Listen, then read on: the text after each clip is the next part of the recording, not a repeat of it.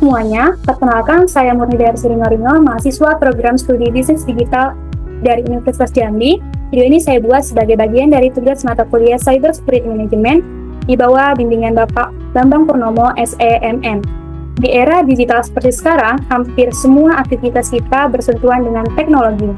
Tapi, tahukah kamu bahwa tidak semua yang kita lakukan secara online itu bebas dari konsekuensi hukum? Melalui video ini, saya akan membahas 10 kasus nyata pelanggaran UU ITE, baik di Indonesia maupun di luar negeri. Setiap kasus tidak hanya menunjukkan sisi gelap dari dunia digital, tapi juga memberikan kita pelajaran agar bisa lebih bijak dalam menggunakan teknologi. Masuk pada kasus yang pertama,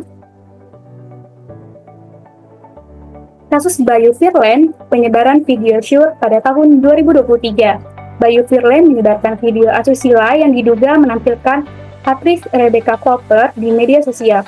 Ia dikenakan pasal 27 ayat 1 dan pasal 45 ayat 1 UU ITE serta UU pornografi. Akibat perbuatannya, Bayu dijatuhkan 3 tahun penjara dan denda 1 miliar rupiah.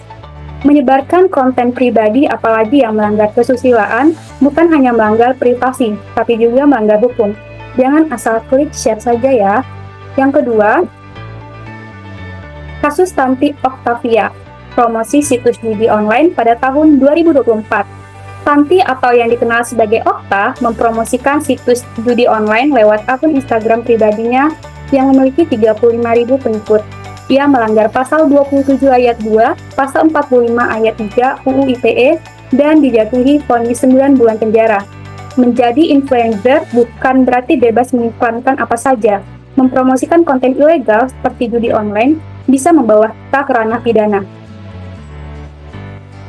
Kasus yang ketiga pada Wahyu Dwi Nugroho, kritik di TikTok 2023.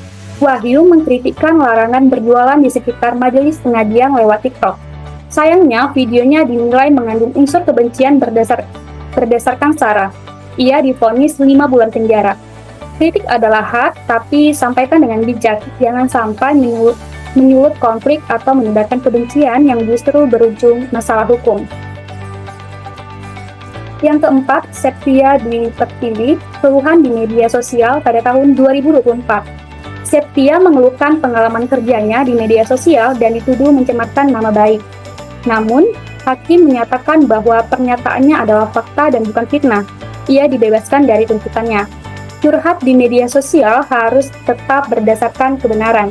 Fakta boleh disampaikan, tapi jangan sampai bernada menyerang atau merugikan nama baik orang lain. Yang kelima, penyebaran deepfake Gubernur Khofifah 2024. 3 warga menyebarkan video palsu deepfake yang seolah-olah menampilkan Gubernur Khofifah mempromosikan program motor murah. Mereka terancam hukuman hingga 6 tahun penjara dan denda sebanyak 1 miliar. Teknologi deepfake bukan mainan. Konten manipulatif bisa menyesatkan masyarakat dan merusak reputasi seseorang. Bijaklah sebelum menyebarkan konten. Yang keenam, Tyler Shannon, hacker skater speeder di US, Amerika Serikat dan Inggris 2024.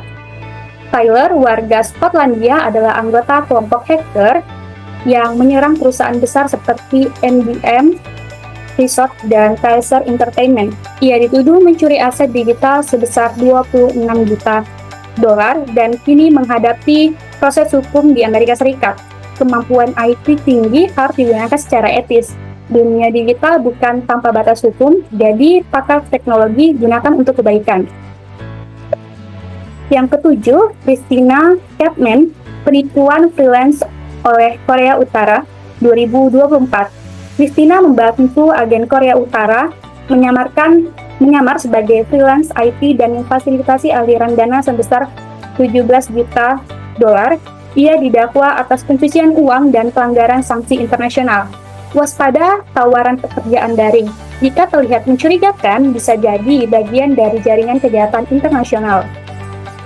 Yang ke-8, Leonidas dan Prasan jaringan 364 Inferno 2025.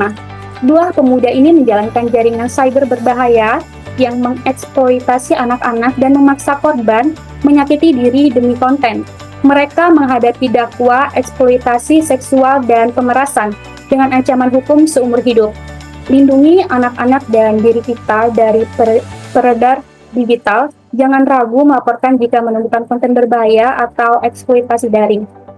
Yang kesembilan, ada Ekaterina Zanavo, pencucian uang via kripto pada tahun 2024. Ekaterina, pengusaha asal Rusia, mencuci uang miliaran dolar melalui mata uang kripto untuk kelompok kriminal. Ia kini dikenai sanksi oleh pemerintah Amerika Serikat dan diawasi secara internasional. Kripto bukan zona bebas hukum. Hati-hati dengan transaksi yang tidak jelas sumbernya dan tujuannya.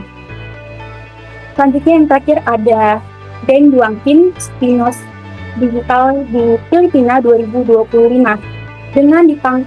Deng ditangkap karena memetakan pelabuhan dan fasilitas militer di Filipina menggunakan alat digital canggihnya. Dia didakwa atas pelanggaran spionase dan kejahatan cyber.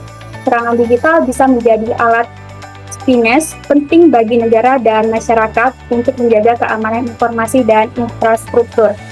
Itulah 10 kasus nyata pelanggaran UU ITE dari berbagai negara, termasuk Indonesia. Setiap kasus memberikan pelajaran bahwa dunia digital bukanlah dunia bebas tanpa hukum. Sebagai pengguna teknologi, kita wajib menjaga etika, memahami hukum, dan berhati-hati dalam setiap tindakan online kita.